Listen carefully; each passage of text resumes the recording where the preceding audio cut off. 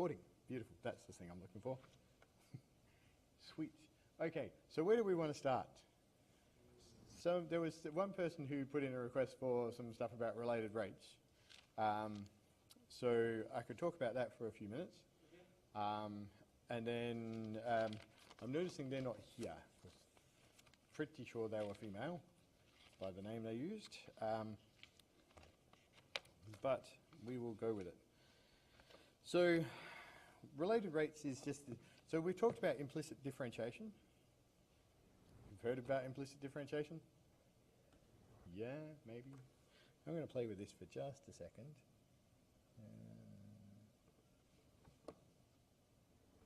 That's about where I want it to be, and it will do the focus thing.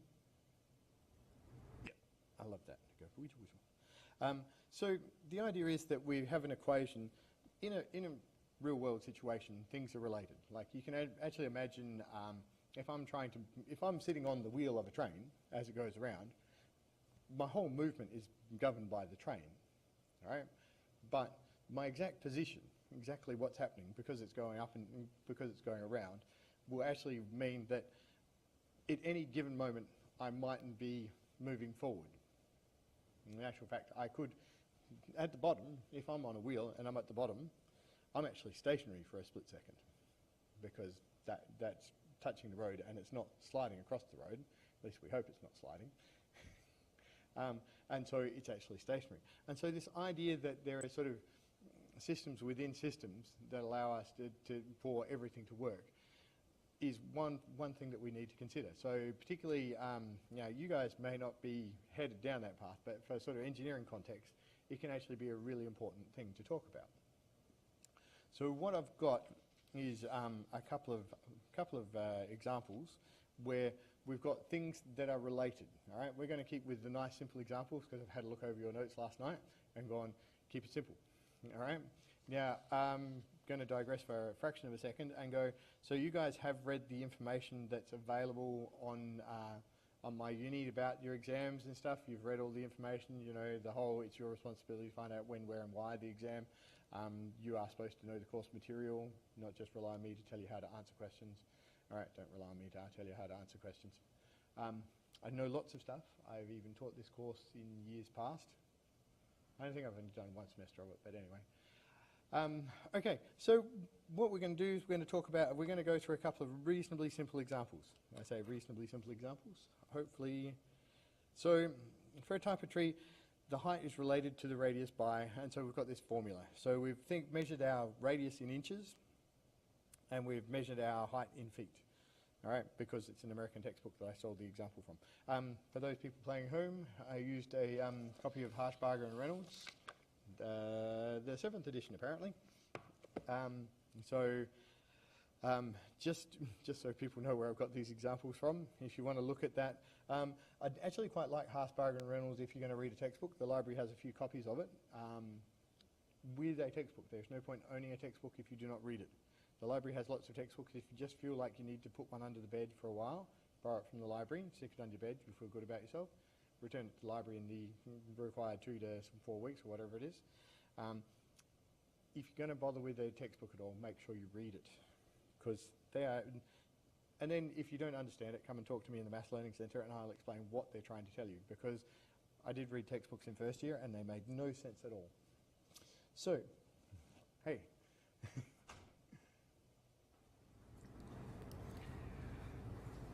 So we've got this equation which is governing our rate of change, that governs the relationship between the height of the tree and the radius of the tree. Now, because we're talking about a rate of change, this information here, the rate of change of r, is telling me dr dt. One of the things we've got to get used to doing is interpreting the information. All right? Computers can do a lot of the actual calculation stuff for us, but the interpretation is one of the important parts about the mathematics that we are doing, all right? Taking the information we're giving and expressing that in the appropriate way. So because it's told me that it's a rate of change, it's told me it's a rate of change of r, so it's a dr, we're assuming t, all right? Assuming some sort of time. Actually, it says per year, so, and possibly we should actually put in the units. definitely with the science type of things, actually including the units in what you're doing can sometimes make the thing you're doing make more sense, all right? And it can also give you an indication of if you've stuffed up, okay? That's one of the key things that we can do. If you do that unit analysis, you go through, hey, I've got years, I've got what happened. This is talking about years, this is talking about weeks. It makes no sense, all right? So we need to make sure that sometimes there's unit conversion that's needed. What this is saying is somehow out of this equation, I need to get a derivative of r with respect to t. And so I've got I'm going to do differentiate with respect to t. The equation h is equal to 15 r to the power 2 on 3. All right? So this is a fancy way of saying I'm going to differentiate with respect to t. Now, we are assuming our height is a function of time, and so when we differentiate the height with respect to time, we're just going to say dh on dt. All right? We don't know what it is. We're just going to say, hey, we differentiated the height, so it is the derivative of the height. We have our 15. Derivative of constant is just a constant. So when we have constant times function, derivative of that is constant times derivative of function. This is a nice power, so I'm going to put my power down. I'm going to whack brackets around it to make sure everything's happy. It's going to be like 2 on 3, take 1. This is where the implicit differentiation bit happens. I'm differentiating with respect to t.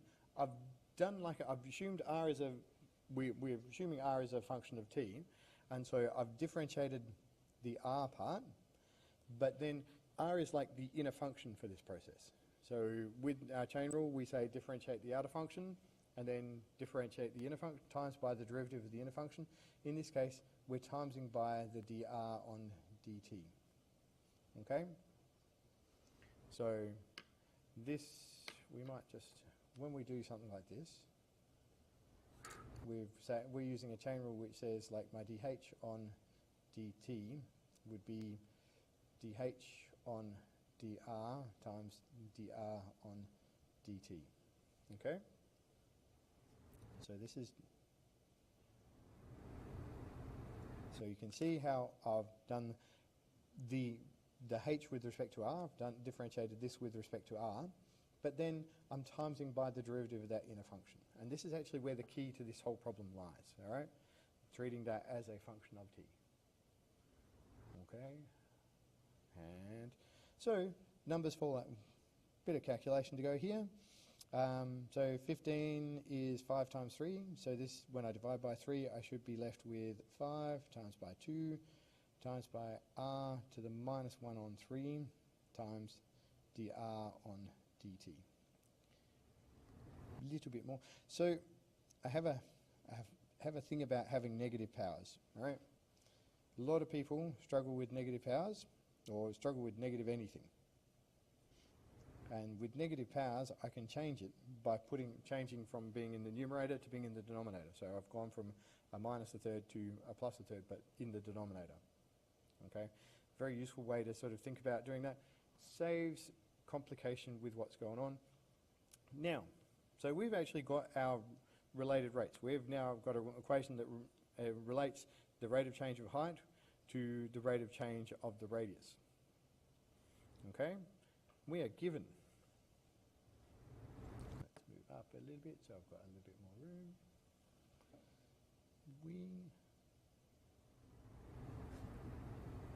We are given r is equal to 8.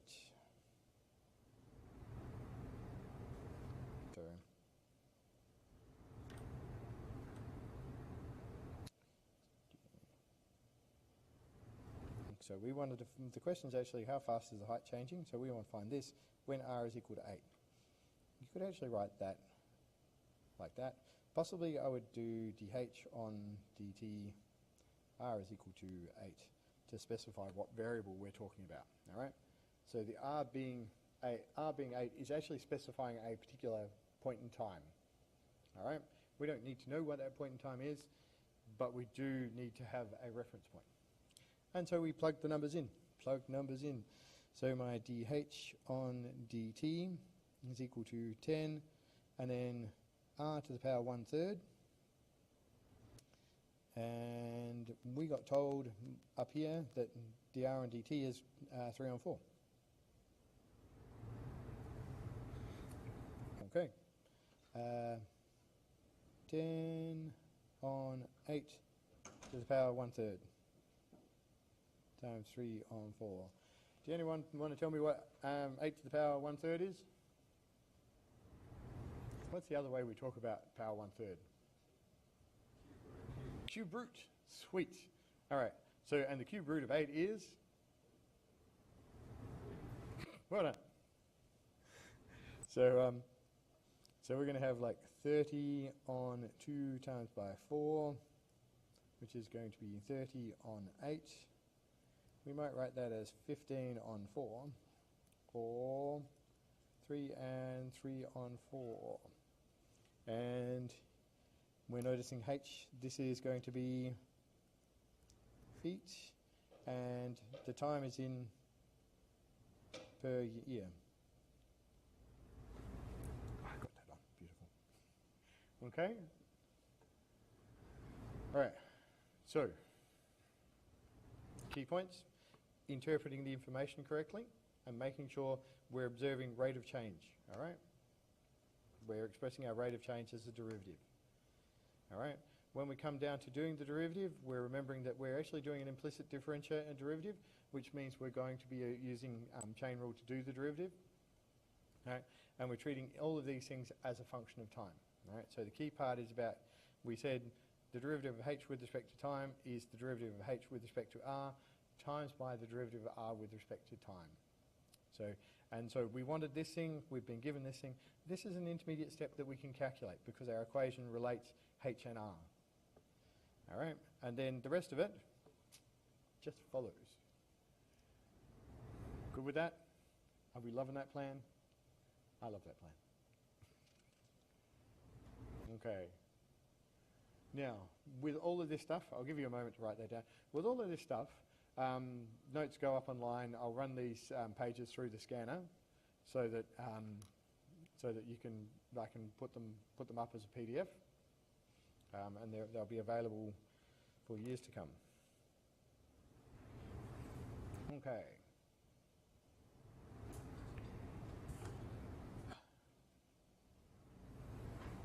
Sweet. Anything? Don't want to whip it away before you guys had a chance to copy stuff down. So, going to run through one more example just to make sure we've got that covered. Everybody follow me so far? Sweet. The other thing is, I know lecturers ask people like, you know, everything. We're doing this so that you have the opportunity to ask questions. Do not be shy about asking questions. Okay? Good.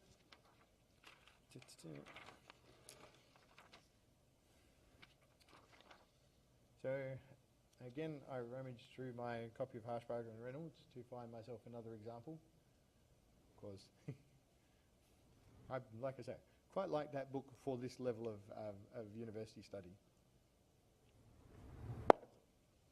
Okay, so Boyles Law for enclosed gases states that at a constant temperature the pressure is related to the volume by the equation. Pressure is equal to some constant divided by volume, where K is a constant. If the volume is increasing at a rate of 5 cubic inches per hour, so rate of volume increasing at a rate, so this is telling me dV dt is equal to 5 .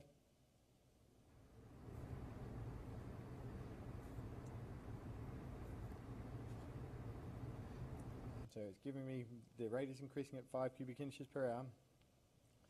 We want to find, you know what?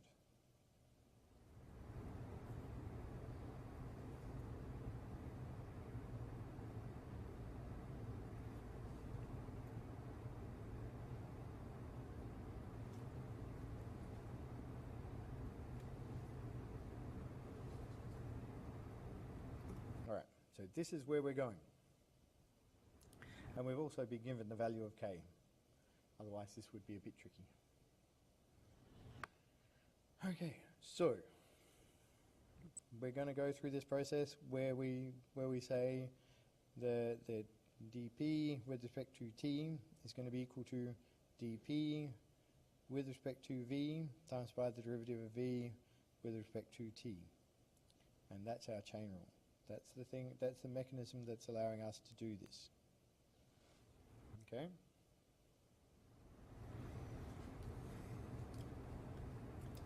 Now,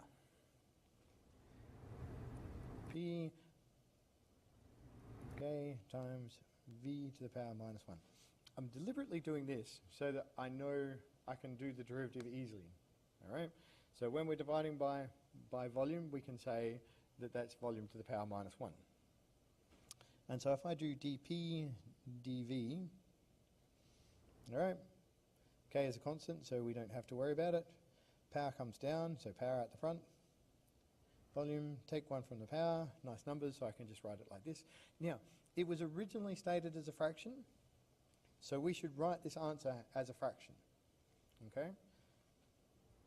So my minus, typically if I've got a minus sign in a fraction, minus signs float to the top. And so I can write it like that. And so, putting this together with the information we've got at the start, we're going to have a dp dt is equal to, so we've got this thing now, minus k on v squared times by dv dt. But from the information we were given, we've got that dv dt is actually equal to 5. So this is going to be minus k on v squared times by 5. So think for just a moment, 30 cubic inches. Okay, actually, that would be about this size. All right, about the size of your standard water bottle. And so we're increasing at 5 cubic inches. All right, so I have this feeling that a cubic inch is about 30 mils. I'm not sure, but I'm going to pretend, okay? And so when we're saying, so when we're increasing at 5 cubic inches per hour, that's like about 150 mils. So if you imagine my water bottle, I'm increasing by sort of yay much. So if I'm keeping, so we've kept the amount of gas in there solid, constant, we're expanding out my water bottle, what do we think is going to happen to our pressure inside the water bottle? All right, so this is one of those things where we actually imagine the situation and we have an expectation, okay? So one of the things that a lot of mathematicians will do is they will imagine the situation they're talking about and have an idea of their expected value, okay? And so when they get an answer, they will go, does that fit with my expected answer, all right? So if I'm seeing my water bottle expand, I know the pressure, if I haven't input more gas in there, I'm going to expect my the pressure to reduce, all right? And so I'm expecting a negative value out of this, and conveniently enough, I can already see the negative sign that's looking like it's going to give it to me, all right? So this is, again, like I say, the talking about our expectations. So sometimes when we're evaluating a thing at a particular value, we've used this vertical bar to say and specify what we've got. So we're going to have minus 2 times by 5 on 30 squared. This is like minus 10 on 900, which will be minus 1 on 90.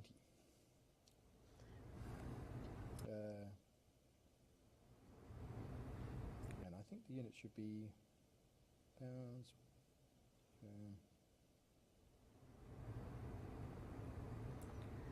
So my pressure should be measured in pounds per square inch, I think. Sounds like a thing. Got that all there.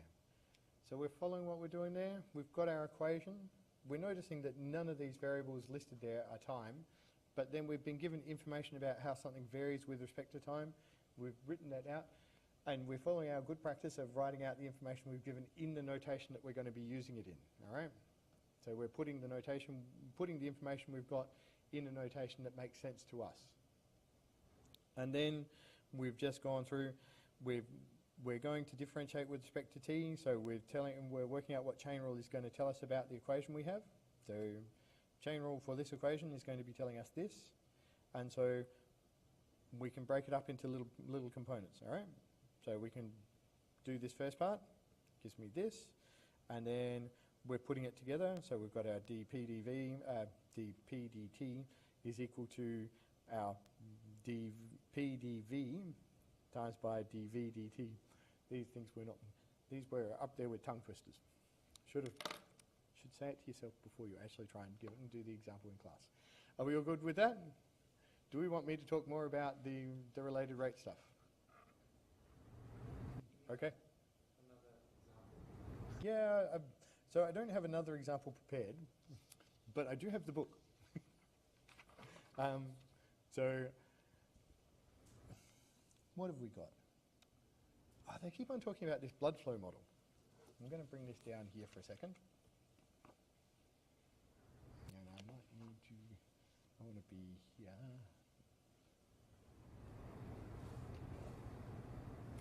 I'm going to zoom in a little bit. Okay, give it a second.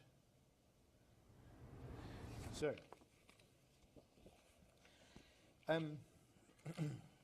so you notice there's with a lot of these questions, there's a very similar pattern that they're following.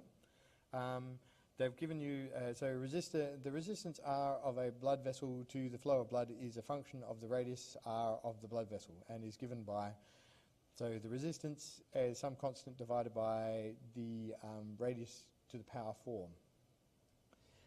Where K is a constant, find the percentage rate of change of blood resistance of blood vessel in terms of percentage rate of change of the. So we're going to go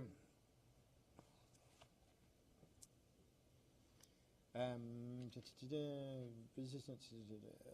Find the percentage rate of change of the blood of the resistance of the blood vessel in terms of the percentage rate of change. So let me write down some of this stuff.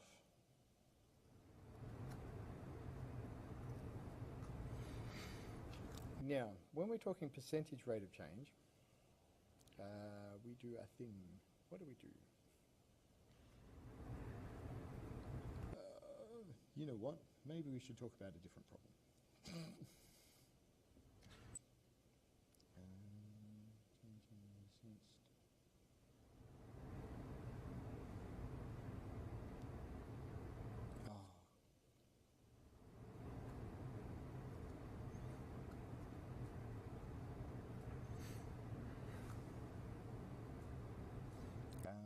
Just when we're doing something like this, is this going to work? Yeah. This thing, yeah. So when we're talking about a percentage rate of change or percentage percentage rate of change, we want something related to the change over the rate over the current rate. All right. So it's like usually we do something which is like initial minus final on initial to get us our rate of our percentage change. All right. So when we're starting talking about a rate, we probably want to do this in terms of R. So we want to know how much that resistance is changing when R is changing. I'm going to play with this for a second. Okay. Sometimes these things are not immediately obvious what you're supposed to do. So what we'll do is we'll zoom out again. Yeah, I want one more. Correct thing. That one.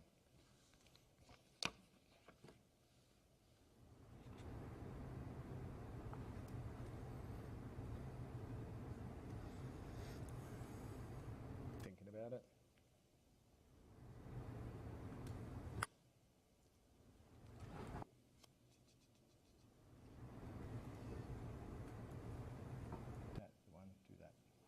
Okay. So my first thought is if I do a dr dr. That's going to get me my rate of change of the resistance with respect, so we should put some of these things in. Equals resistance.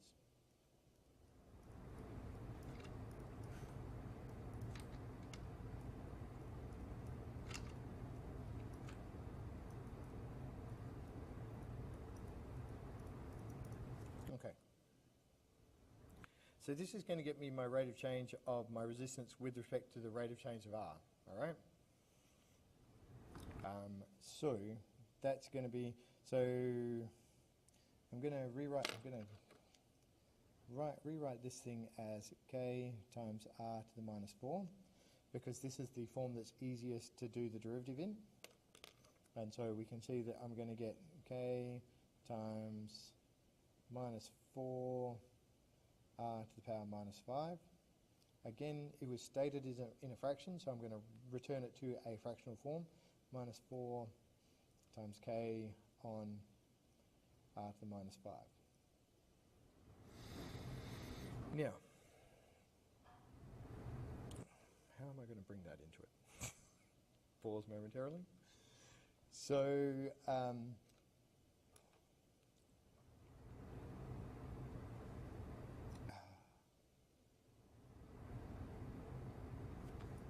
going to put in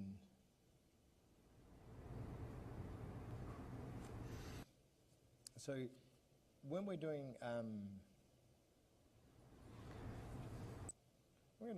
going to talk about it in terms of time so that we can sort of got something to pin it on, and then hopefully we can bring it back to in terms of percentage. So when you're looking at something like this, all right, this may be the sort of thing that would work for an assignment question, all right, because it requires a little bit more in-depth thought. It wouldn't be something that would be an exam question because they'd give you more guidance about how they want you to tackle the problem, okay? So I don't want you to go, oh, if we do that, if we have something like that in the exam, I'll freak out. You won't get something like that in the exam because there's a little bit too much scope for you to interpret the problem, all right? It's important that we talk about how to interpret these sort of problems and what to do when you don't know, and this is one of those things where I'm going, brain is going, drawn a blank. I will go through and do the things I know what to do. And that's the other thing to say, is if you're stuck in the exam and you're not sure what to do, you follow this process. You go through, you write down the information, you put down what you know in a form that is relevant to the problem. And that's one of the other things that if you have a thing where you don't know what to do, you don't write down everything you know, you write down everything that is relevant to the problem. All right? So we're going through and going, hey, I can say something like this. All right? I'm still trying to find my percentage rate of change. So I'm going to try and do, we're going to try and talk about this rate. So with respect to, and so I actually want to put in, so if I want to do a dr dt, I want to talk about the rate at which this is changing with respect to some other quantity. And so I'm going to have my dr with respect to r times by dr dt. All right. Now, this allows me to talk about how this would change with respect to this value here. Okay. And so, because it said, the question actually said, find the percentage rate of change of the resistance of my capital R in terms of percentage rate of change of the radius of my blood vessel. So I'm going to need this value in here, but I want that other thing to sort of relate them, help me relate the two quantities, okay? And so when we're talking about percentage, we're dividing by the current value. And so, I'm just going to leave, so this is going to be telling me that this is minus 4 times k on r to the minus 5 times dr on dt. Yeah.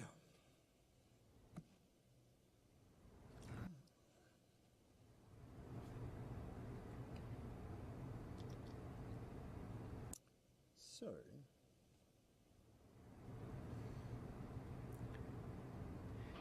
this is the rate of change. So, percentage rate of change. I'm going to pause momentarily to see if there's something that will give me exactly what they want me to do.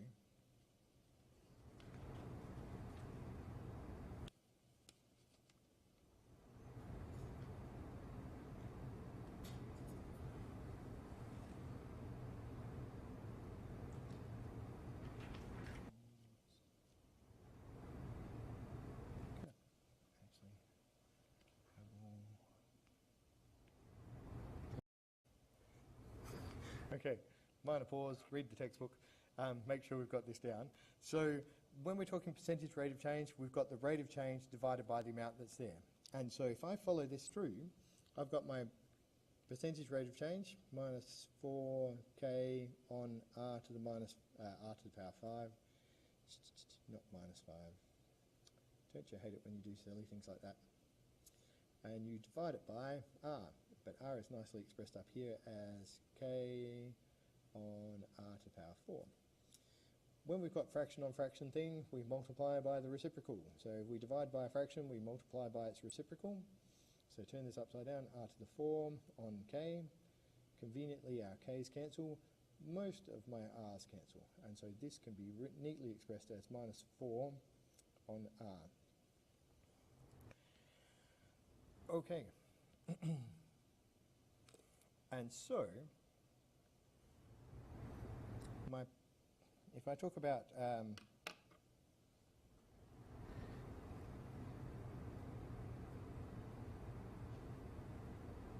percentage rate of change of r is going to be equal to, and so again it's that dr dt divided by r. And so this thing here, so when we talk about my percentage rate of change of our resistance, it's going to be the minus 4, am I still got, yep, times r, the dr on dt divided by r. So this bit here is our percentage rate of change of the radius of the blood vessel, and this bit here, without a specific value to talk about it at, all right, so we can't sort of talk about actual numbers, all right? And so this is one of the things we've got to be careful about. The question we were talking about hasn't specified at a particular radius or particular blood flow rate, all right? So we can only give this relationship where we're talking percentage rate of change of this is given by minus 4 on r. So as the radius of the blood vessel decreases, so as the radius decreases, this whole fraction is actually going to increase. We're dividing by a smaller number, so it gets larger. Yeah? And so it gives us that relationship between it, and we can see what's happening there. That make sense? There was one other thing that I was looking at with terms of related rates, which was actually one of the first questions here, which is talking about profit. Again, I'll see if I can... This is where I want to be. So just pause momentarily and see if we can actually read it from that side. Suppose that the monthly revenue and costs in dollars for X units of product are given by. What are the rates per month? Is the at what rate is profit changing? If the number of units produced and sold is 100 and is increasing at a rate of 10 per month. So I will try and do this quickly. All right, so I wanted to try something a little bit different where we're going revenue is equal to 400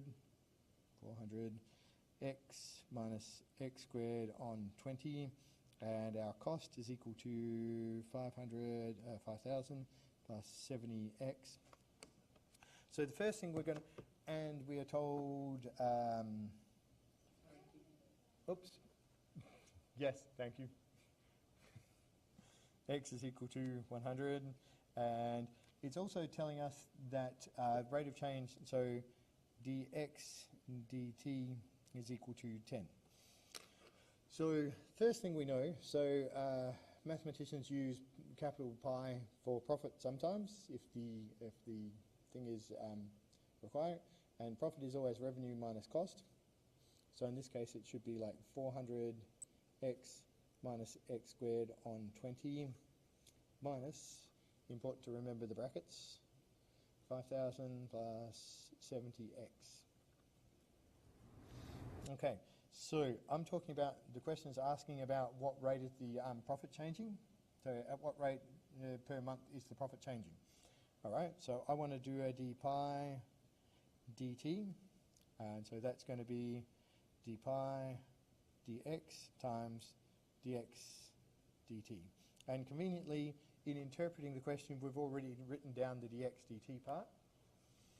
So, possibly, I'm going to write this out again and go 400x minus x squared on 20 minus 5,000 minus 70x, and so we'll go, this is 330x minus x squared on 20 minus 5,000. And so when we do the pi dx, so differentiate this with respect to x, 330 minus 2x on 20. So no one's having a problem with following these derivatives, are we? No? Yes? Good? Because the key part about this isn't to make the derivatives complex, it is to talk about the rates at which things are changing. And so,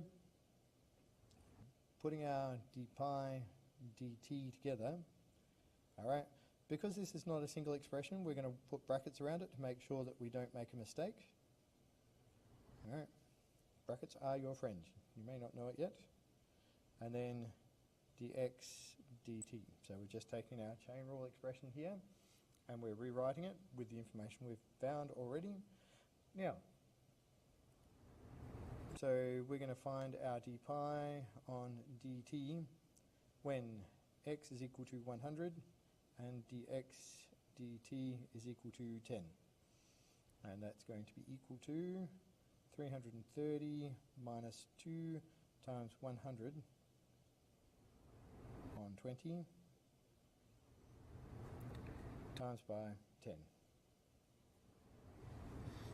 My 2's can cancel and my 10's can cancel, and so this is going to be 320 times by 10.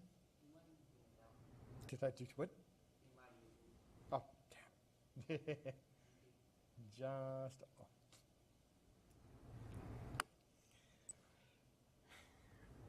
So 3,200.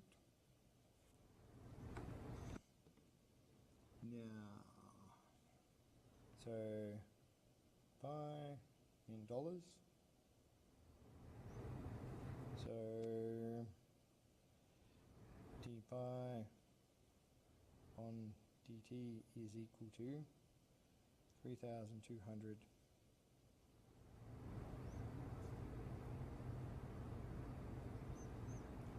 So what this is saying is if I've got a current production level of 100 and I increase it by 10 per month, I expect my profit to be increasing by $3,200 per month.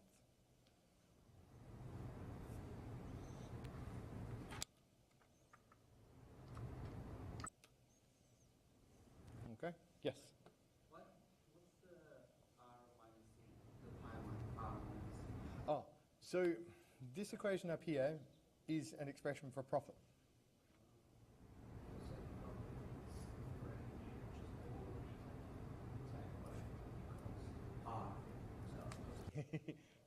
It's one of those things where when you say it out loud, you go, oh, that makes sense. But sometimes, if people ask you how to calculate profit, you go, I don't know. All right? It's just one of those things where, of course, if I say revenue minus cost, you go, well, that would be the profit.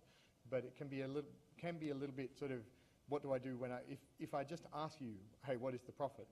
Then it's amusingly enough, a lot of people will just go, oh, I don't know.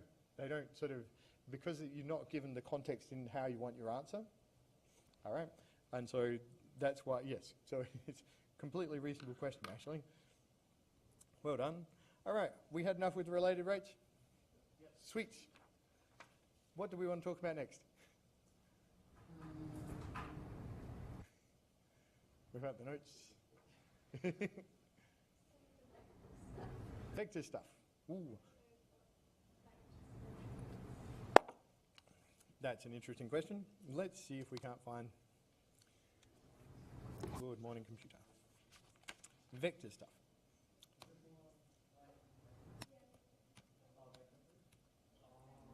Oh, that stuff. That stuff can be real tricky stuff. Vectors, so representing vectors, coordinate, geometrical representation, vector representation, vectors in geometry, length of a vector, dot product, projection, cross product, lines, equation, parametric curves. So this sort of applications of vectors to proof of geometric results, that sort of thing. More difficult. Let's see if I can find something that's going to... I'm not sure if this is going to talk about vectors. I may have to actually pull out your notes and see if there's something in there that we can go through. One of the student exercises. That's not going to cover it.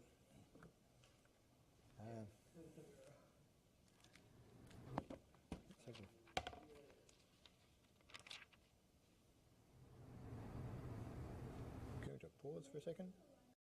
So just in terms of some of the things that we're going to use with vector sort of vector proof type of thing.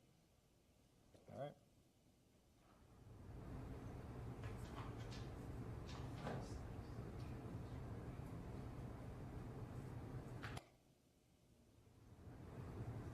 So one of the things, if you'd read the bit about what exams tell you, how you're supposed to prepare for exams, it's know the theory, all right? And so some of this theory can be written down in these rules.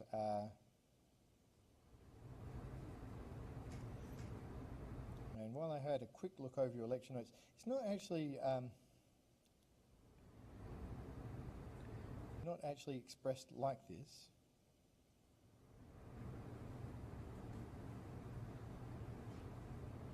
So when you say something like commutativity, right? Commutativity is the fancy mathematical term that says if I change the order, the thing stays the same. All right. So this is just saying if I'm just adding vectors, the order in which I add them doesn't matter. Okay.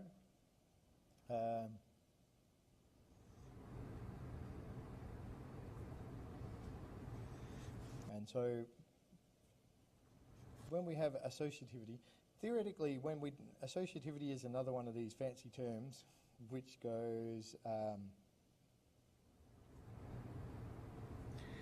going to group them in a specific order, all right? Because theoretically, with addition, I'm only ever adding two things together, all right? So if I'm adding like three things, I add the first two and then I add the next one. But the order in which that happens is unimportant. And that's what associativity means.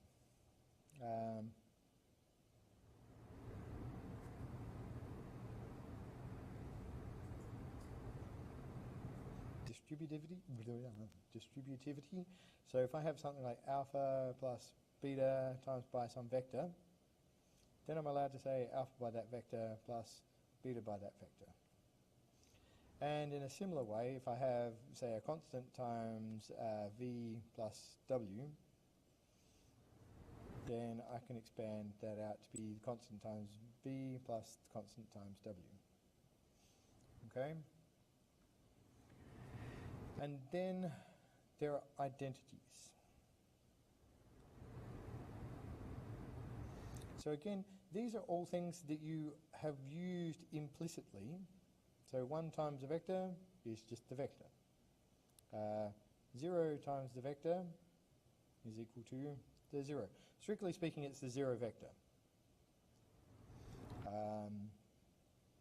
Vector plus the 0 vector is equal to the vector itself. And we can do this thing where we go a vector plus minus 1 times another vector. All right. So these are sort of basic rules that we use to make sure that we know what we're talking about. You will have used them. It's important that we state them and make sure that we know what we're talking about when we use that sort of thing. And then I'm going to pause again for a second so that I can find something that's actually a good example to work with. Okay, so after a bit of fumbling around, we've found an example of something that from the student exercises. So prove that the line segment joining the midpoints of the two sides of a triangle is parallel to the third side. So our picture here is we want to show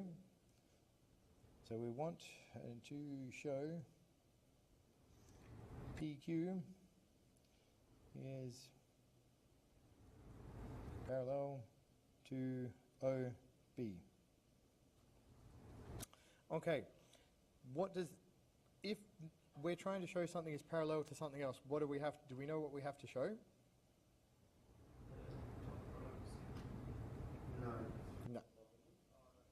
No. So, yeah.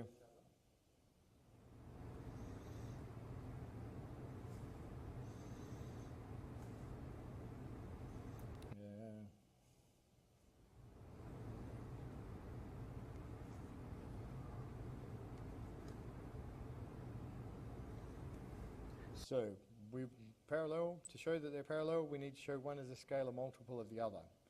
Okay?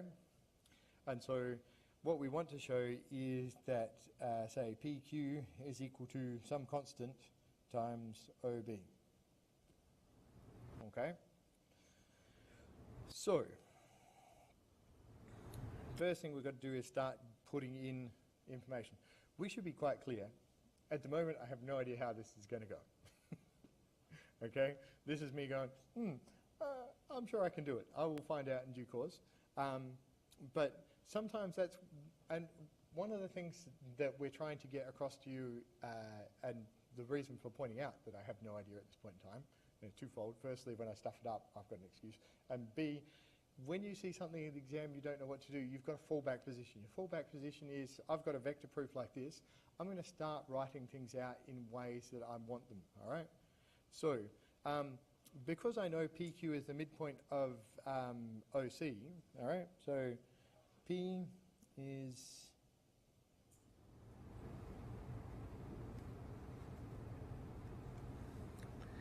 therefore OP is equal to a half of OC. Okay? Sound like a plan? Now, the other thing is I can say, so what I'm doing is I'm going to build up a list of things that I know about how these things are related to each other, so that I can sort of put them in together. All right. So I've got OC in here, and I want to so because I'm trying to show PQ is parallel to OB. All right. Possibly I want a different way to express OB. I want some sort of relation that involves OB, which is also going to include OC. Sounds like a plan? Sounds like a plan. So cutting his stick whiskers on it and call it a weasel. So OB, and so OB could be written as OC plus CB.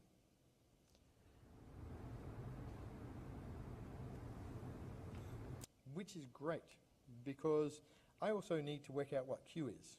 All right? So, if I wanted to do OQ, I could write that as OC plus a half CB,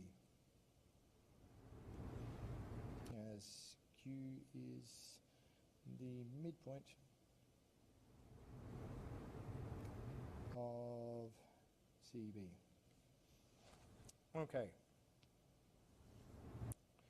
So,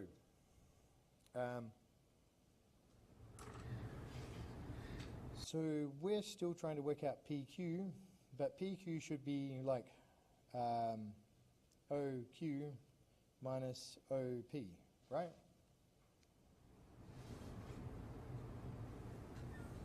Sound like a plan? If I'm here, so this vector here should be sort of this vector here, take off this vector here. The right way around. Yeah, I'm going to go with yes. I'm prepared to be wrong about this. And I need to push this up just a little bit further, so I've got some more space to write.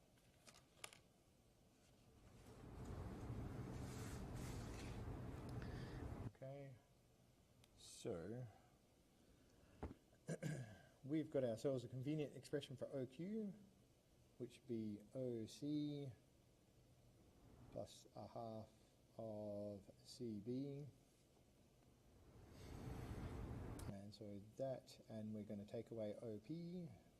And because I've got OC here. I want to write it in terms of OC, all right? Putting things in consistent terms, basically.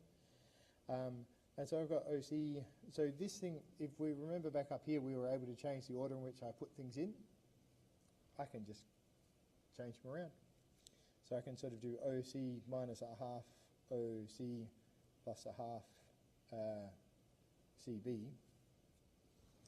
So my PQ should be equal to a half OC plus a half CB. So far, so good? Well, one of the things I know is if I see a half on both things, it's probably going to make my life easier if I take that half out. Now, I wanted to show that PQ was some multiple of OB, didn't I? But I said OB was OC plus CB. OC plus CB. This is a half of OB. All right? I've actually done this.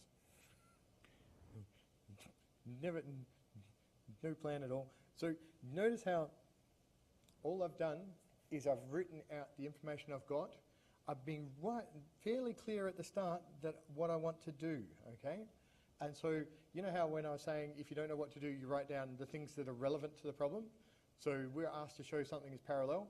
I've stated clearly what I think I need to show in terms of to show that the two vectors are parallel. All right, I've said, hey, for these to be parallel, I need to show that this one is a constant multiple of this one. And then I've started writing things in terms of those vectors. I've tried to transform the information I've been given so that I'm likely to get that. And what I've done here is I've come down, so therefore PQ is 2OB as required. All right, I've put the information in the form that's going to allow me to do this so that it's just when I've gone through and put everything together, all right? So said what I'm looking for, stated what I think OB is, worked out what I think should, because I need to work out what PQ is, I need an OQ and I need an OP. So I've written those down and then I've put them together, all right? And I've not really had a clear direct plan except for I'm going to express the information I'm given, all right? And it's just turned out that it's worked out nicely for me, okay? But I've said this is what I'm looking for so that when I find it, I can go, hey, that's the thing I'm looking for. And I can go, woohoo, I'm done. Do we love that? I've seen more enthusiasm, but you know, hey. Okay? Do we have something else that we want to talk about in terms of those vector proofs? They can be really quite, all right. So sometimes when you're doing that sort of proof thing, it can go really quite badly, but you've just got to stick with, you know, the things you're trying to do. So like you said, like you were going, the dot product's got to be 0. If I'm asked to show two vectors are perpendicular, I've got to use the dot product as 0. If I've got a situation where I'm trying to show two things are perpendicular, I want to notice where other vectors in the situation I'm dealing with are already perpendicular, all right? And that can help me sort of pull the pieces out, okay? So I'm going to pause for a second and we will find a new thing to talk about. So if we're talking about, we're going to talk a little bit about finding the equation of a plane. So where do the numbers go? If I have the points 0, 0, 2, 0, 3, 0, and 5, 0, 0. So if I want to find the find the plane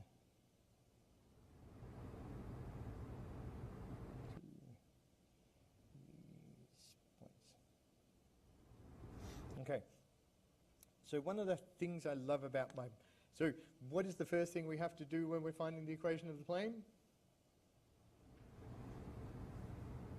Make vectors. We vectors. What's the thing we want the vectors for? Cross product. What's the cross product going to tell me? Normal. All right. The actual thing, so the thing I want you to, the slight shift in thinking I want you to have is when I hear equation of the plane, first thing I want to hear is, what is my normal vector? All right? Because what's actually going to happen is in the exam, I'm likely to try and tell you about the normal vector in some way or another. Okay? I don't want you to, I may actually want you to do the cross product and hence find the equation of a plane. But in the exam, I might be going, hey, this line is perpendicular to the plane. What is the equation of the plane if it goes through this point? And so I'll talk about an example like that in a second. So, but you're right. First thing I want to do is I want to go, I'm going to give my P is equal to this, the first point here. Q is equal to the second point. And R is equal to the third point. So the first thing I want to do is do PQ, work out the direction vector PQ, Q minus P, which is going to be 0, 3, minus 2. And why don't we do PR? So again, again R minus P, which is going to be 5, 0, minus 2. Sweet. And so when we do PQ cross PR, so I personally do it this way. So put in PQ, 0, 3, minus 2, and then PR, 0, minus 2. Is that how we've seen doing the cross product? Do I need to check the notes to make sure I'm not telling you something that's going to lead you astray? Do the fancy thing. Have you done determinants at all? No. Damn. So, bother. Not this way. This is a way to do it. When you learn your 3x3 determinants, I will explain how that works. You do the thing where you do,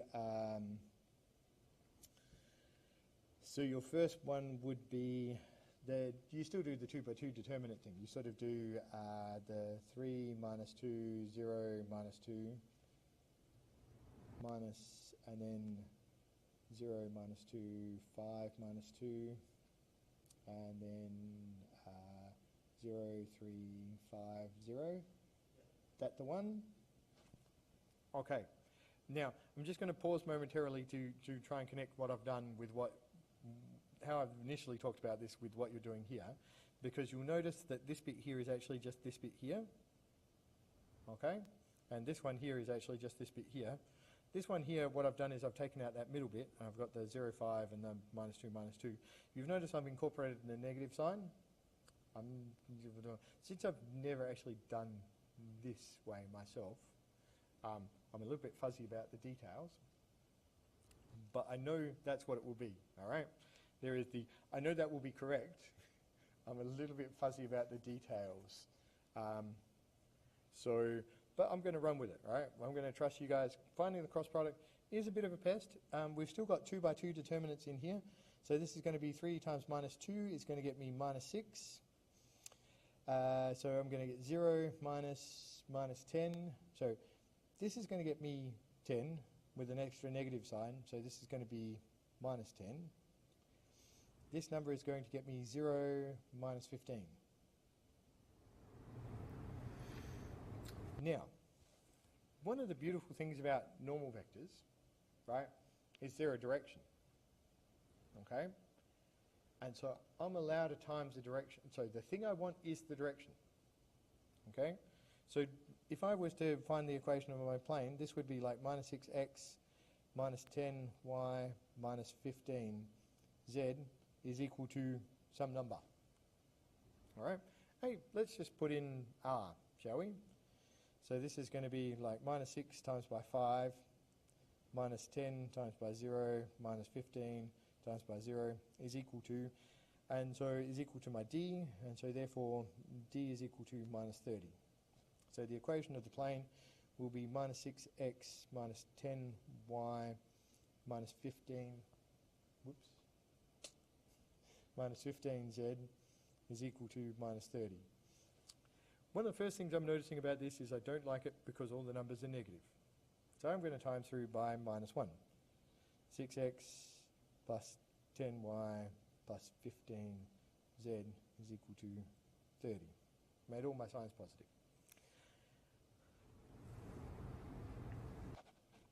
Okay. What I could have done is, because the normal vector is just a direction, all right, I'm allowed to times it through by a scalar before I use it. Okay? So I could have chosen, I'm going to go my normal, I'm going to put a little dash on it to say it's different from the actual normal. 6, 10, and 15. But the equation that would have given me is like 6x plus 10y plus 15z is equal to, I'm going to put a dash on that to make sure to indicate that it's a different number. And you can see how this and this are saying the same thing. All right? And so that multiplying through by a constant isn't actually changing, won't actually change the equation. It will change what the plane looks like, what the equation looks like, but it won't actually change, make it a different plane. It will still be the same equation of a plane. And so one of the reasons I say this is if I've got horrible numbers, fractions or large numbers, I'm allowed to time through, like if I notice all my numbers are divisible by 2, I'm allowed to halve that vector. So I've got smaller numbers to work with to make my life easier. Okay? This is one of the things. You are, because the key part is the direction, not the length, I'm allowed to multiply it by a scalar to make the calculation that follows simpler. All right? So it's about identifying the purpose for which we're doing this. I'm also going to digress for a second and go, how I got this is I did my normal dot with x, y, z is equal to normal dot with a point. All right? So this is the equation that I'm using to calculate my planes. Now, it is exactly what you've been told in lectures. All right, you would have been actually, what did your lecture note say? Your lecture note said something like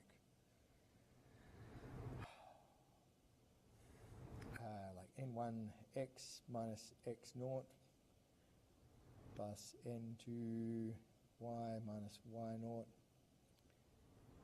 plus, that's still on the page, beautiful, plus n3 z minus z naught is equal to 0. Yeah, that's what your lecture note said, hopefully. This and this are saying the same thing, okay? Algebraically, they're equivalent, all right? I personally prefer this because I remember it more easily, all right? This is sort of trying to throw back to how some people are taught about the equation of a line, all right? And basically a plane is like the equivalent thing of a line except for in a higher dimension, so that's why we're trying to draw that connection. This form just makes it a little neater and a little simpler to write and hence a little bit simpler to remember. I don't like trying to do this x minus x naught because my p is like x naught, y naught, z naught.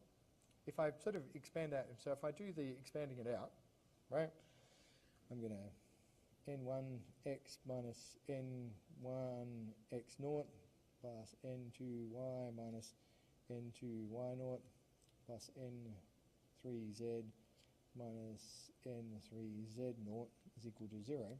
And so I can have my n1 x plus n2 y plus n3z is equal to, put all these negatives ones over the other side, n1 x naught plus n2 y naught plus n3z naught.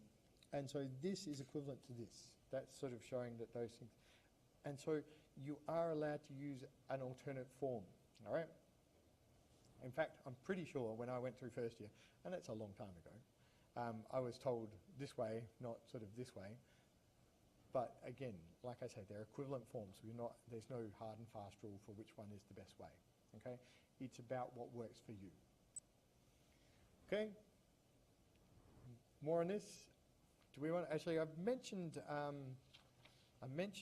finding the equation from information like parallel tube. All right. So what I'm going to do is I'm going to sort of make up a question a little bit like that on the spot. One should caveat, when I make up a question on the spot, sometimes things go wrong because you haven't checked the numbers work out nicely. This shouldn't be a problem with this case, but if you do this, it can go wrong. So you're likely to get a question in the exam which says, find the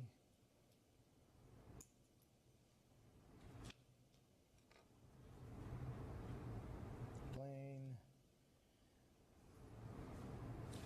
through P equal to 1, 2, 3, what the hell, and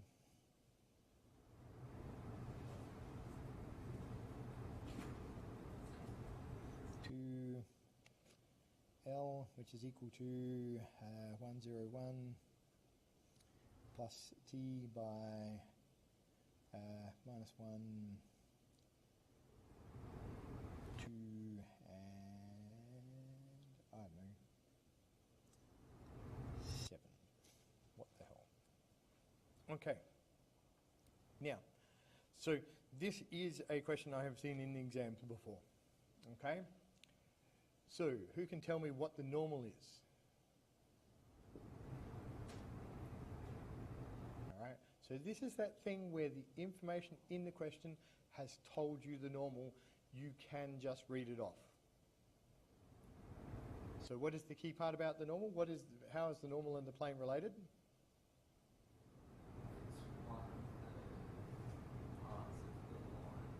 It's part of the line, yeah. So the normal is perpendicular to the plane. So if I say I've got a line which is perpendicular to my plane, then the direction of the line is the normal vector. So as L is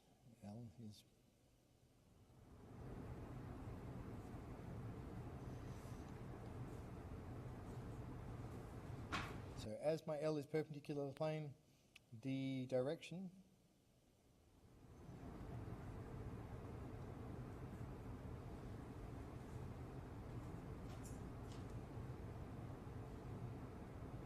alright, so the direction of the line is the normal vector.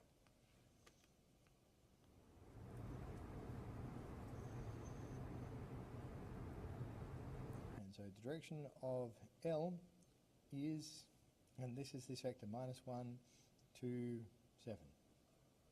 Okay? I can just read it off, and you are expected to know that you can just read it off. Okay?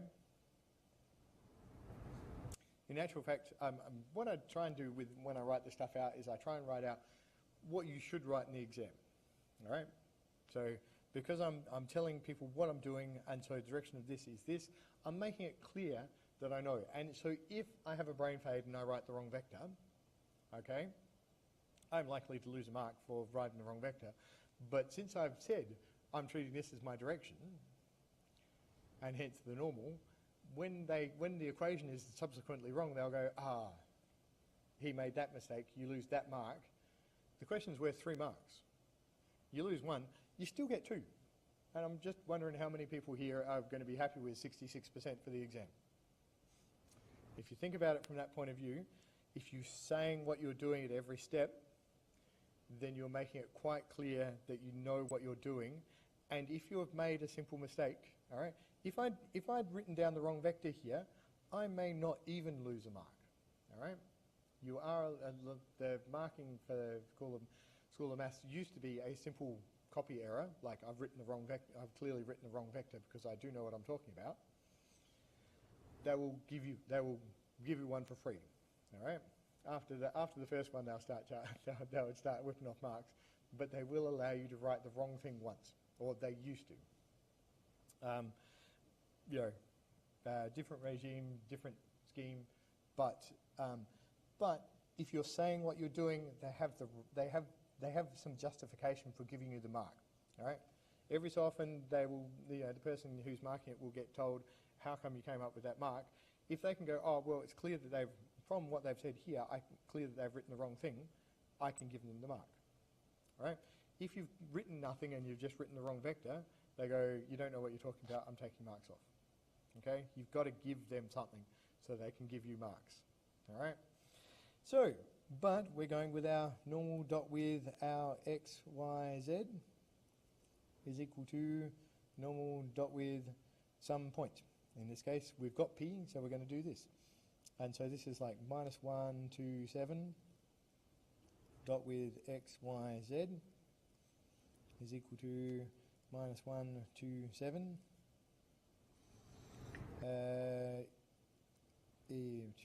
dot with, and then 1, 2, 3. And so minus x plus 2y plus 7z is equal to minus 1 plus 4 plus 21 is equal to, that's 24. So my equation, minus x plus 2y plus 7z is equal to 24. All right? Nice and simple.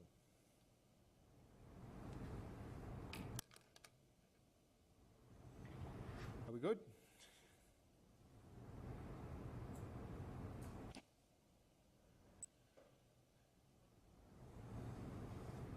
So we're down to about half an hour to go. You guys got more problems? More things you want to talk about? I'm going to pause the recording again for a second. All right. So we're going to talk a little bit about the complex numbers and the various forms that we might take. So if we start, we're going to. So if we take a z.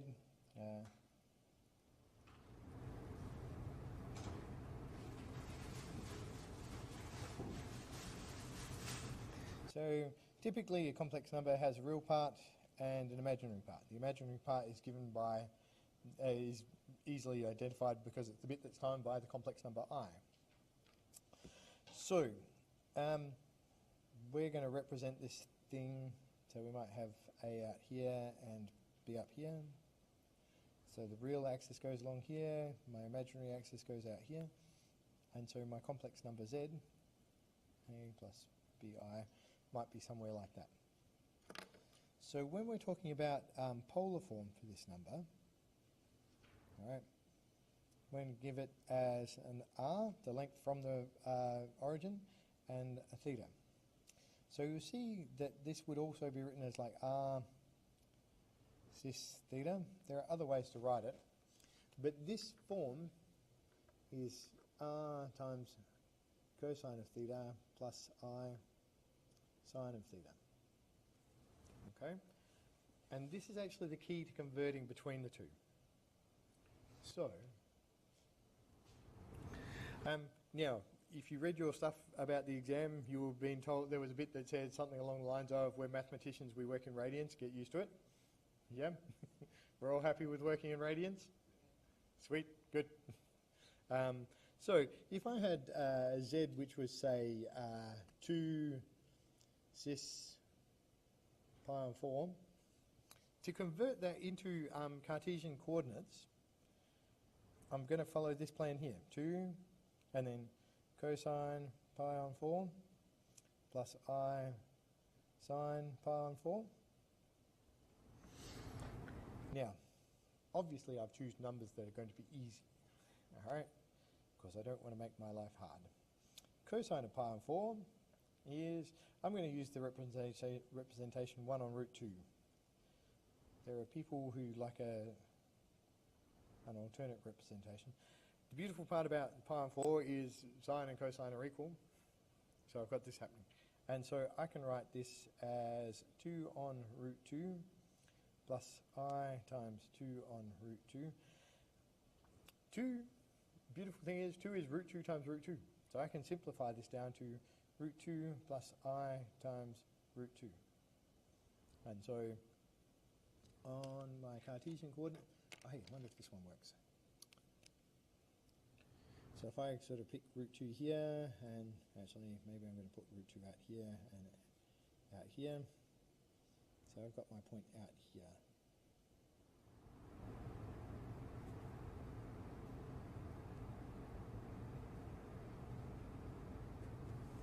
for example.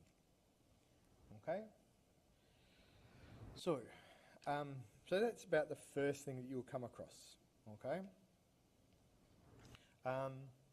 One of the other things, so this R, the R is sometimes referred to as the modulus of a complex number. And so R is equal to length of Z. All right? And so typically we use our Pythagoras theorem to work out what that length is. So one of the other things I'll do in the exam is I'll do something which says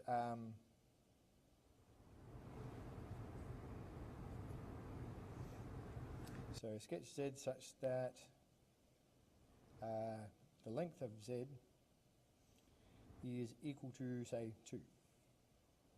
All right?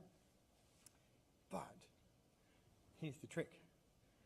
What this is saying is in polar form, the length is going to be 2. So you're sketching Z equal to 2 cis theta, and we've not got a restriction on theta. All right? So strictly speaking, it's for all theta. And so in terms of our diagram, I might draw a new diagram down the bottom here.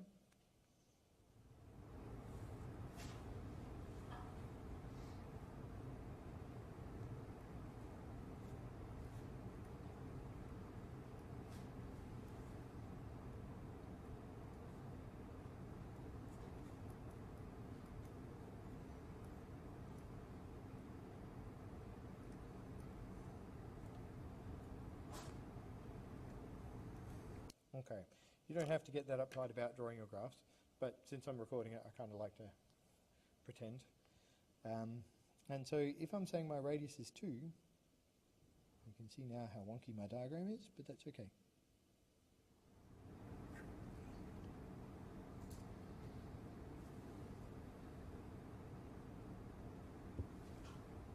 Beautiful. Okay. Okay, so we've got ourselves basically a circle, all right? So if I see something that says the length of a complex number is 2, I know that it's telling me that I should be talking about a circle.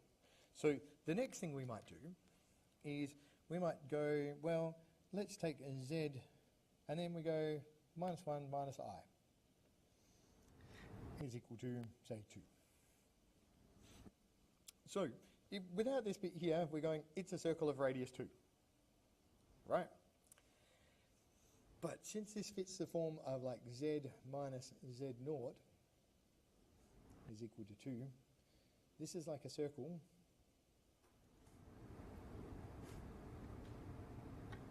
radius 2, center Z naught. So this one here, because this is actually Z minus 1 plus I, all right, we can see that. Both I've managed to make it on the screen and it's obvious from what I've said. So we've got our centre here.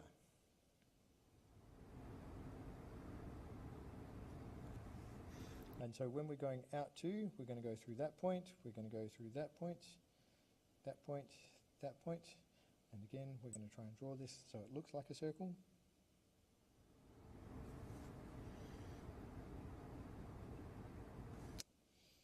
Sort of one of those things where you need Leonardo da Vinci trying to draw circles freehand. Okay. Trick. All right. So,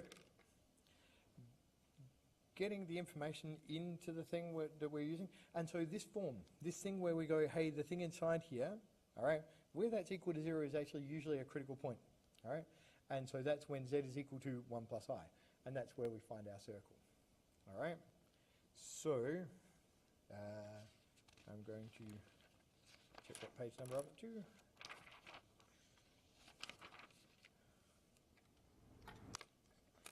So, the next thing they do, love this trick,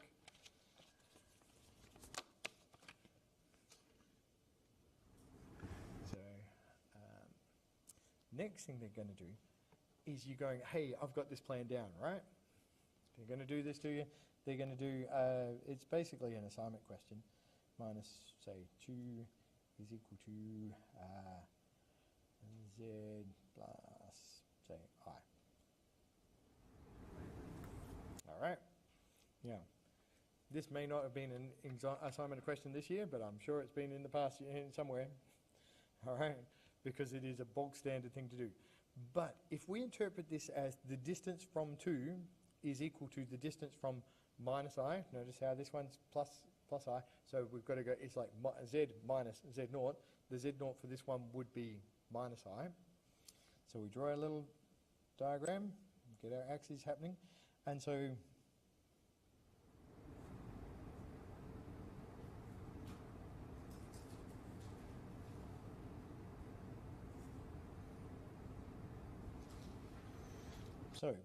the points I'm interested in are 2, so this is like 2 and 0, and minus I. So 0 plus 0 minus I, if you like. Now, so if you imagine I've got my point here and my point here, and I'm going to start inflating balloons at those points, all right? When they get to meet each other, when they're large enough so they just touch, that is actually going to be on that midpoint of the line joining these two centres, isn't it? All right? Which we are going to assume is about there. Okay? Now, but let's just pretend that they're going to inflate some more. And what's actually going to happen is they're going to push against each other. All right? And so that bit that joins them is actually going to be perpendicular to. No, it doesn't look quite perpendicular. That looks more like perpendicular. And so we're going to see that this equation, if I follow this through, this will give me the equation of that line. So let's spend a couple of minutes and going, well, let's go, let z is equal to x plus yi. All right? See what actually happens if I follow this through. So z minus 2, the length of z minus 2 is going to be length of x minus 2. I'm going to put brackets around the real part, plus yi, which is going to get me square root of x minus 2 all squared plus y squared. Talk about the z plus I, which is going to be the length of x plus y plus 1 times by I, which is going to be, again, square root x squared plus y plus 1 all squared. And so I'm saying this is equal to this. So let's put this down here, that'll work. So I'm going to expand out this at the same time. Put my x squared minus 4x plus 4 plus y squared is equal to square root x squared. Expand this one out, it's going to get me y squared plus 2y plus 1. Now, I've got square roots on both sides. They have to be positive numbers so I can square both sides. All right?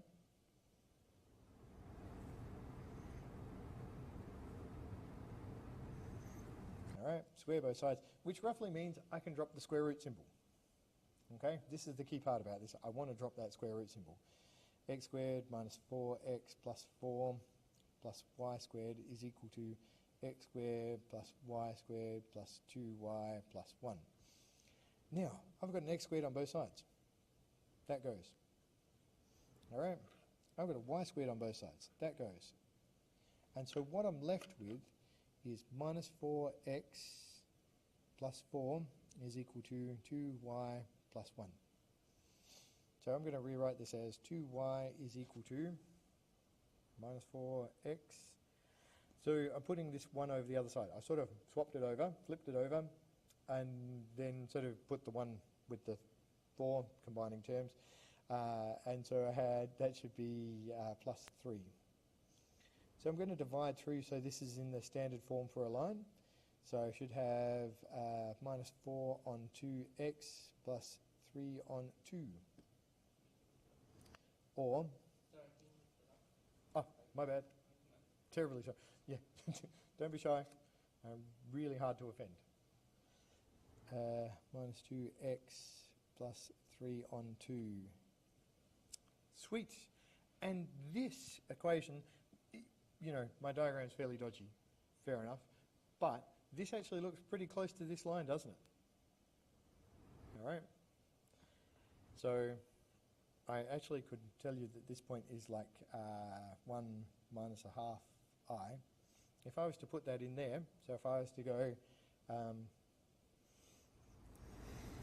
this should satisfy, so if I put in x is equal to 1, so y is equal to minus 2 times 1 plus 3 on 2, that would equal to minus a half, which would be the complex number 1 minus a half I. That point, that midpoint of that line joining those two centres. And so we can believe this. It is, you know that thing I was saying before about we have expectations? This meets our expectations. And so we feel like it gives us a certain degree of confidence in the answer that we've created. Yep? Okay. Sort of, in terms of complex numbers, those are the first things that spring to mind as things that you might want to know. So, do we have anything else people want to talk about? Oh, that's a good one. Good one. Okay, so we're going to switch on to talking about doing reduced row echelon form. Do we have a favourite matrix, or should I just look one up? Give me a few minutes while I find an example. I'm not sure if I've got something here.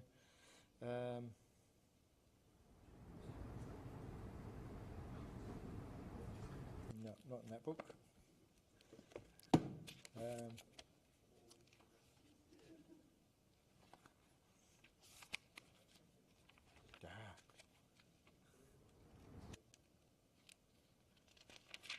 So one of the things about reduced row echelon form, right? We've got our row operations, and we're going to work in a nice systematic way. Let's make some stuff up as we go along. I'm good with making stuff up as we go along. The aforementioned, it could go badly. So we're going to have like a 1, 2, 3, minus 1, 4, 0, 2, 6. So that's my A. I'm actually going to, have you guys talked about the inverse of 3 by 3 matrices? Have you talked about inverse of matrices at all? Okay, let's not worry. We're going to consider the system AX equals B, okay? And so we're going to have a B which is equal to, I don't know, what are some numbers? 8, 3, and 2. All right, the aforementioned, these numbers could suck in the end, and so I may well just go, I'm going to abandon them. The thing about doing, so our augmented matrix, 1, 2, 3, minus 1, minus 1, 4, 0, 2, 6. I'm going to put my 8, my 3, and my 2. All right, so want to make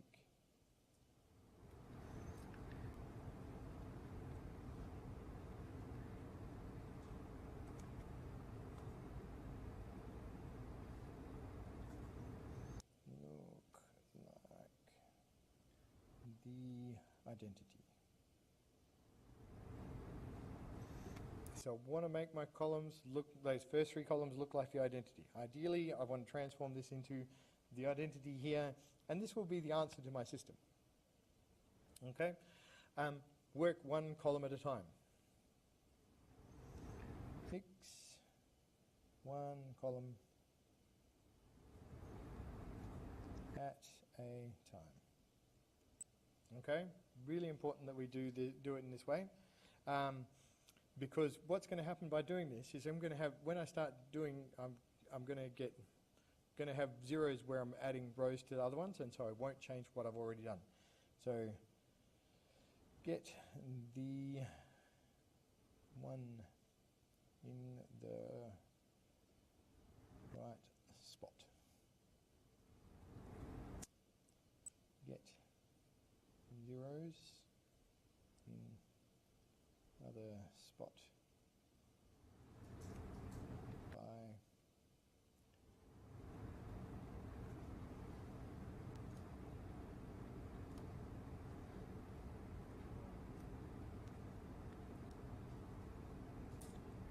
Alright, so we usually refer to the one as the pivot.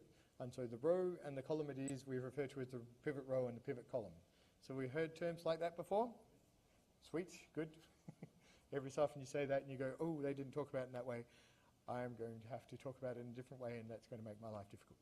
Because, yeah, I want to try and talk about it in the way you've already talked about it so that I'm not confusing you, because that would be bad. All right, so you can see I've already got my one here. I've already got my pivot in the first row. So I'm going to work on the first column. You don't have to work on the first column. All right, you don't have to do the first column first. Not very often, but occasionally it will be better to work on, say, the third column first. All right, but in the absence of a better plan, we do 1, 2, 3. All right, people don't usually do 3, 2, 1 without a reason. Okay. And so if there is a reason, it would be. This I have deliberately set up so it's going to work better when I'm working from the first row. So already have, so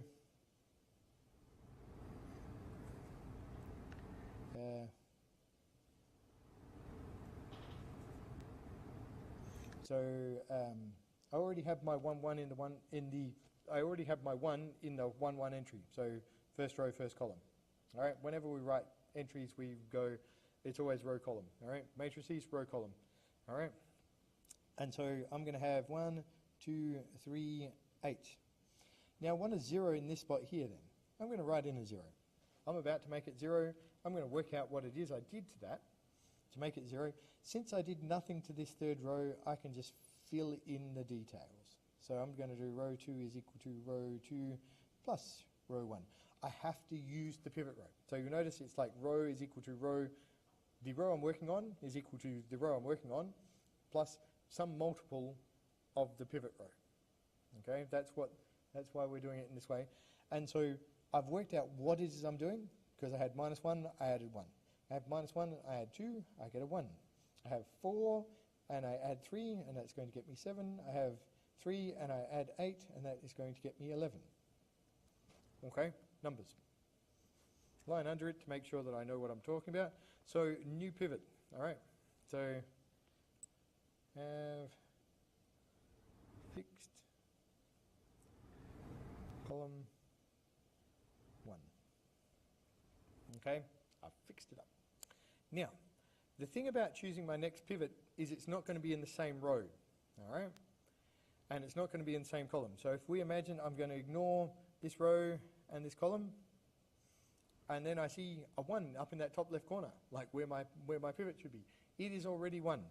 That is more good fortune than good management. And so I've already got the one where I want it. So this row is staying unchanged. All right? I'm going to make a 0 here and a 0 here. Okay? And so to this one, I'm going to be row 1 is equal to row 1. And now I've got to take, the pivot row is row 2, so take 2 times row 2. So row 3 is equal to row 3, take 2 row 2. Amusingly enough, same row operation for both cases. Because this number is a 0, when I'm adding or subtracting multiples of row 2, this column is not going to change because I'm only adding multiples of 0. All right? And that's what I mean by it won't change the work we've already done. It won't undo some of the work we've already done. Okay?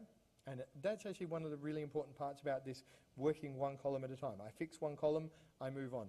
And because the process won't change, all right, because I'm always choosing a different pivot row, all right, if I've got a column fixed up, that column won't be messed up because the pivot will be in a different row, and so I will be adding zeros to other rows for that column. All right, it will always work. So let's do this. I have 3, and I'm going to take off 14. If I have 3 and I take 14, I'm going to have minus 11. If I have 6 and I take off 14, I'm going to end up with minus 8. If I have 2 and I take 22, I'm going to end up with minus 20. If I have 8 and I take off 22, I'm going to left with minus 14. Okay, loving it? This is where the plan goes awry, when I make up numbers. And so we are left with, the only spot I can put a pivot now, because I'm ignoring these two and I'm ignoring these two, is that 8. All right? So I'm going to times the whole row through by minus 8. So, and I'm in the habit of writing out the whole system so that I know what I'm doing at each step. So this is going to become 1. So I'm going to do row 3 is equal to minus 1 on 8, row 3. And if I do minus 20 on minus 8, that is going to get me like 5 on 2. I'm going to leave it as 5 on 2. Okay? Not necessarily a happy number, but we're going to work with it. And so by making this a 1, the row operations that follow from this are still nice and simple, aren't they? Maybe, maybe not.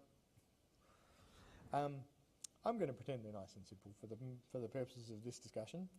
And so this bit now is going to look like the identity. I've got my 1 in the right spot. This 5 on 2 didn't change. So row 2 is equal to row 2, adding, or in this case subtracting, some multiple of the pivot row. Row 1 is equal to row 1 plus 11 row 3. And so I have, so here for row 2 I have 11, and I'm going to take, so it's going to be 11, take 7 times 5 on 2, which is going to be 22, take 35 on 2, which is like minus 13 on 2. Minus 13 on 2. Nothing wrong with using the other part of the paper, whoops, to actually do calculations when they start to get a little bit messy, or use the scrap paper. My personal opinion about exams and scrap paper is you write on it until they say you can start writing in your books, and at that point in time everything you write goes in the book. All right? If it's a little calculation like that, you put it off to one side, you still put it in the book, all right? Because this said, I did spend some time thinking about it. If I've got the answer wrong, it's just because I stuffed up because of the pressure of the exam, okay? It says, I knew what I was doing, I've tried to work it out, I may have made a mistake, but if I made a mistake, well, you know, nobody's perfect. So we're going to have minus 14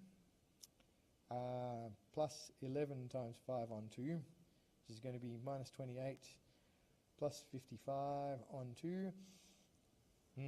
Okay, so that's like 25 plus 2 is going to be 27 on 2.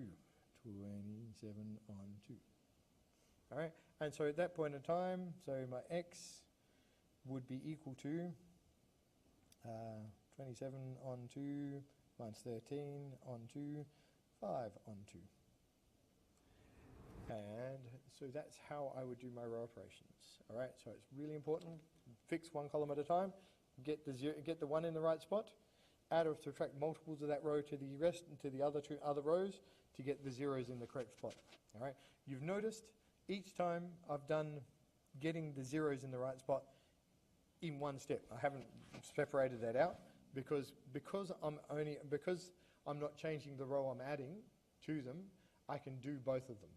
All right. That's one of the advantages of fixing the row that I'm adding to. All right. And if you stick to that plan, you cannot make a mistake, except for the mild arithmetic stuff, which I'm not going to guarantee I've got correct myself. Okay? Are we loving it? Have we got more questions for me? I'm going to write a number 10 on the top of this page. Because any point,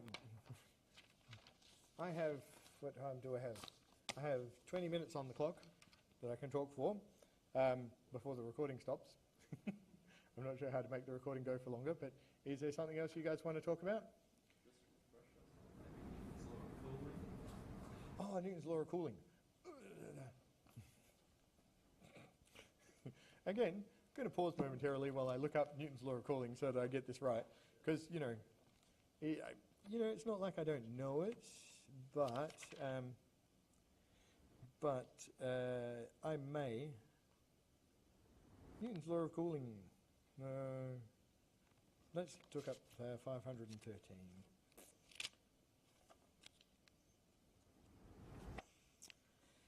513.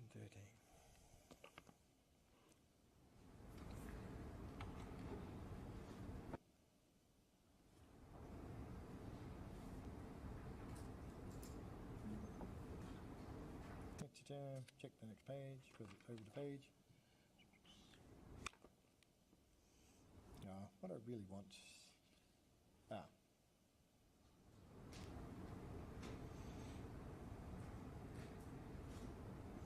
So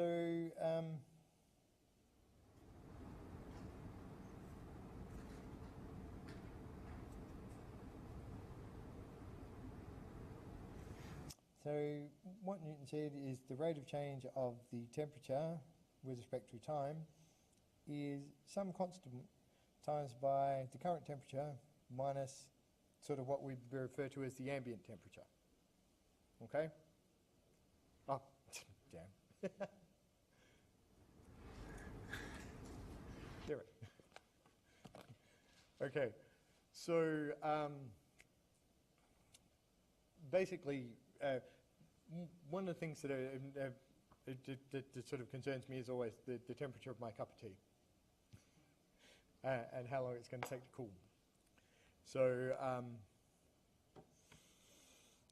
what it's saying is the rate at which it's cooling is dependent on the difference between where it's at and sort of the temperature of the liquid and the temperature of the outside world sort of thing. All right? So actually, one of the things that does interest me is how much of your cup of tea you lose to evaporation while it's cooling. I'm not sure how many people have thought about this. I have been tempted to go over and take my cup of tea over to chemistry and put it in one of their fancy scales, so I can actually sort of you put it in as soon as you make it and then weigh it and then come back in like 20 minutes time and put it in again and see how much you've actually lost. But that's a slightly different thing. But again, actually possibly a related rates question. We could work that. Watch for that next year in next year's exam. So if we take, we are going to, if we go, so my T naught today it's about, I'm going to go 23 degrees Celsius.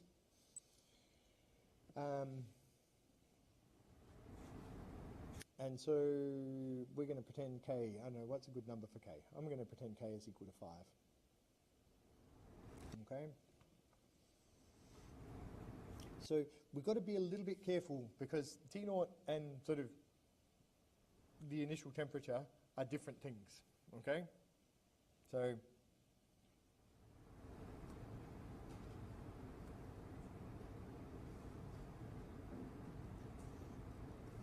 all right.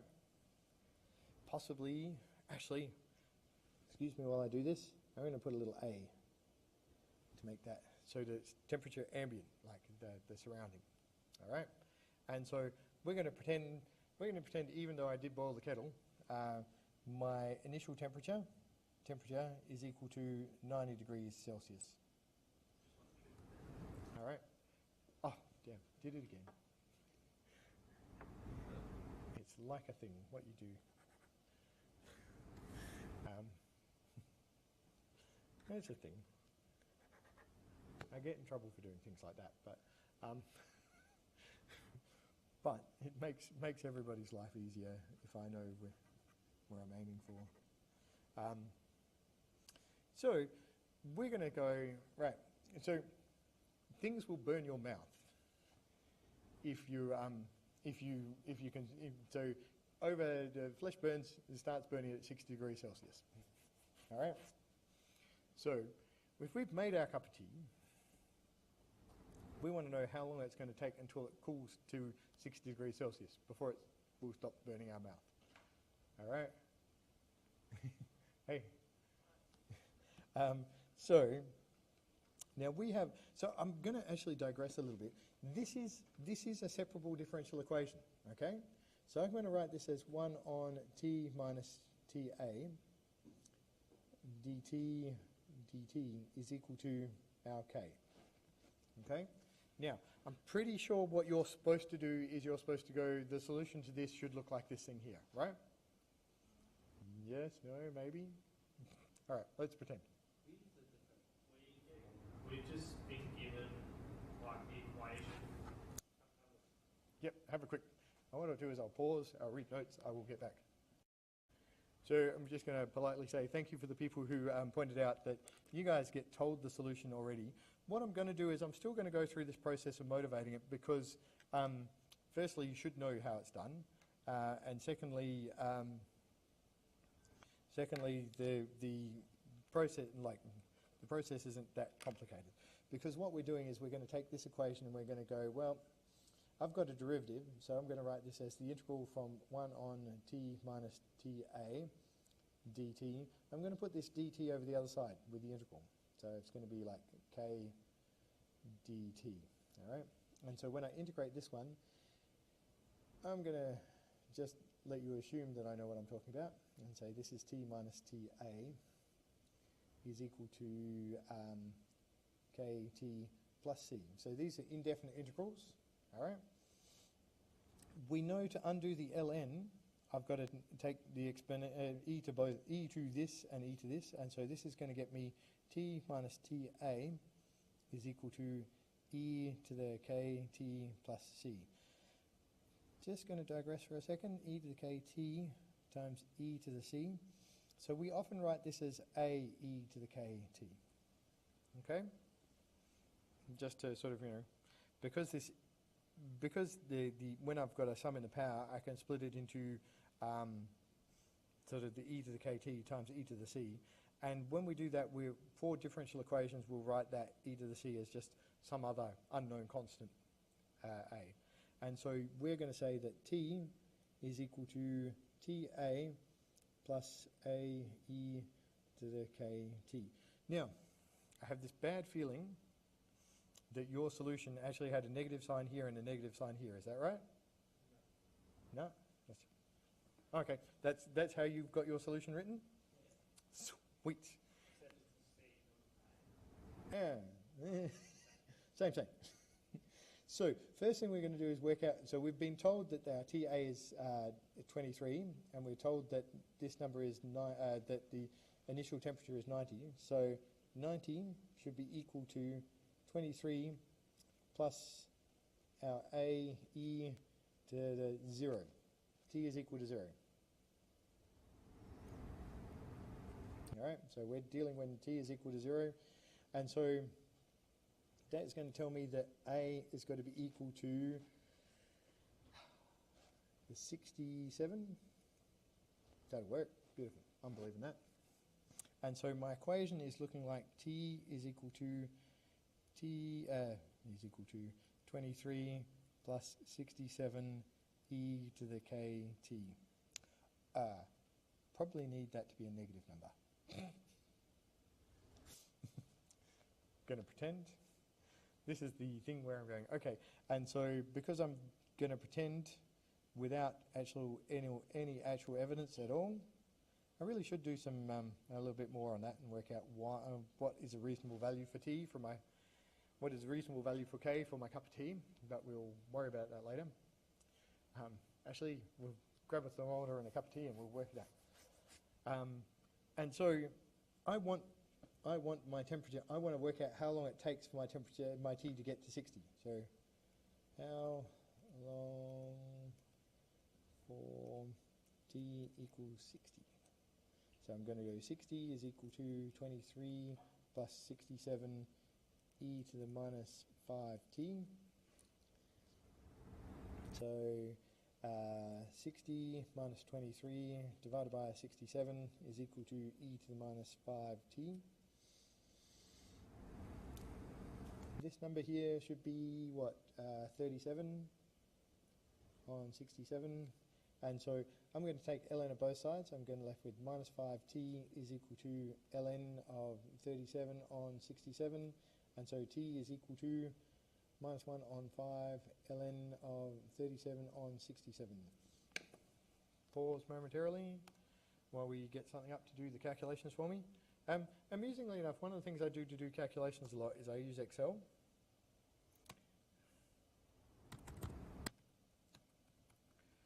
Because Excel is very good at doing calculations and it is quite easy to use.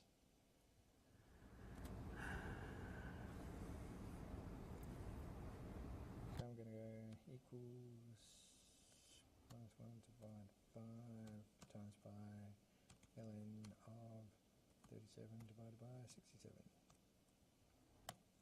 Ooh.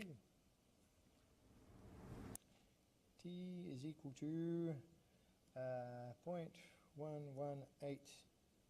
We're going to pretend that's hours, so we're going to go equal to that number times by 60, and so it's going to be 7.12. All right. So roughly speaking, when I make my cup of tea, I've got to wait seven and a bit minutes before it's cool enough and I won't burn my mouth. Not sure that that's it. I feel like I haven't quite got the K right, because I know it's only about sort of 2 or 3 minutes before you can drink your cup of tea without scalding your mouth. So possibly either there's some assumptions wrong or I've got my K wrong, but that's the process which you go through doing it. Again, the key with this with these type of questions is the interpretation of the information you're being given. Okay? Do we have more questions? I'm sort of just about out of time. I'm going to check the recording thing and go, yeah, I'm down to the last 10 minutes. So if there's not more questions, I might call it a day. Wish you all the very best with the exam. Come and talk to us in the Math Learning Centre if you've got more questions for us. We love to. My favourite pastime is talking. So if you want to come in and ask me questions about maths, I'll talk to you about maths. If you can't ask me questions about the latest Grand Prix or the rule changes that Saw Ferrari ripped off, I will talk to you about that.